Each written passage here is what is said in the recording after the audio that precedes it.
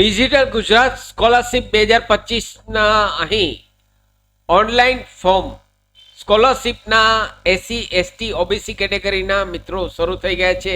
અહીં તેનો વિડીયો મેં ઓલરેડી ચેનલ પર પબ્લિશ કરેલ છે. અહીં આજે આ વિડીયોમાં OTR એટલે શું તે અહીં આ વર્ષે OTR નવું આવેલ છે તેના વિશે આ વિડીયોમાં જોઈશું.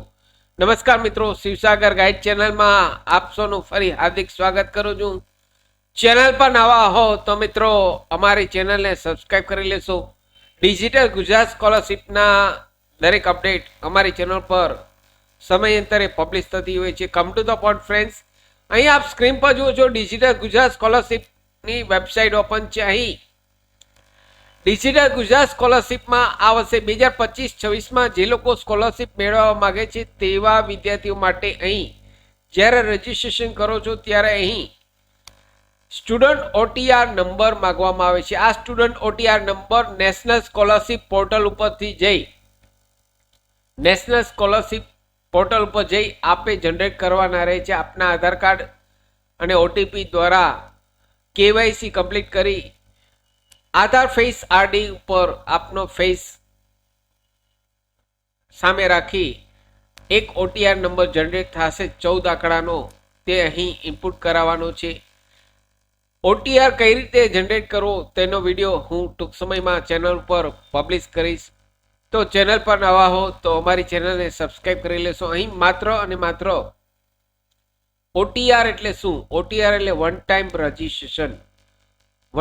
રજીસ્ટ્રેશન. જી હા દોસ્તો, આ વર્ષે અહીં ડિજિટલ ગુજરાત સ્કોલરશિપમાં OTR ફરજિયાત થઈ ગયું છે. અહીં આપણે ગૂગલમાં સર્ચ મારીએ તો પણ અહીં is OTR compulsory four digital Gujarat scholarship? Yes, one time OTR registration is mandatory for applying for scholarship on the digital Gujarat scholarship.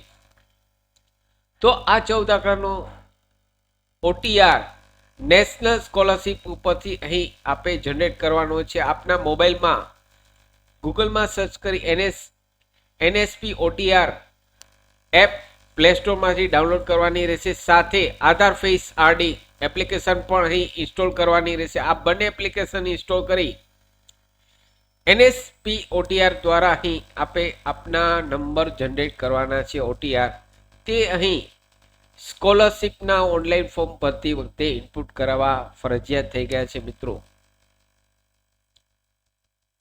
સાથે મિત્રો અમારી ચેનલ પર આપને યુઝફુલ થાય તેવા ઘણા બધા વિડીયોના પ્લેલિસ્ટ અવેલેબલ છે, જેમ કે વર્ડ, એક્સેલ, ટેલી, પાવરપોઈન્ટ, સરકારી ભરતીની માહિતી, ડિજિટલ ગુજરાત સ્કોલરશિપની માહિતી, તમામ વિડીયો પ્લેલિસ્ટમાં અવેલેબલ છે. ફરી મળું છું નવા વિડીયોમાં નવા ટોપિક સાથે. ત્યાં સુધી મિત્રો જય હિન્દ, જય ભારત.